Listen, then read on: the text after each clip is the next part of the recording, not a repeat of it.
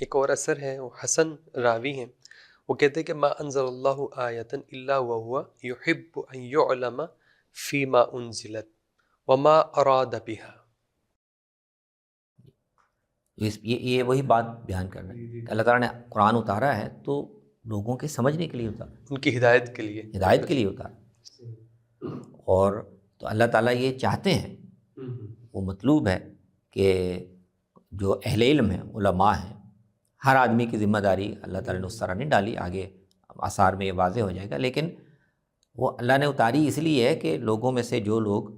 اس کی اہلیت رکھتے ہیں، اس کی ذمہ داری انہوں نے اٹھائی ہے، تو وہ جانیں کہ یہ کس کے بارے میں ہے، یعنی کن کے بارے میں کہی گئی، اور اسی سے پتہ چلے گا کہ کن کن پر یہ اس کی توسیع ہو سکتی ہے، وما اراد بها، اور اللہ تعالیٰ اس سے ان کا مقصود کیا ہے، چاہتے کیا ہے۔ بالکل خدا کی مرضی معلوم ہو تو جائے۔ قرآن کو، یعنی قرآن کا علم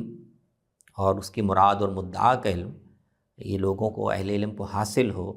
یہ اللہ تعالیٰ کی منشا ہے، مقصود ہے۔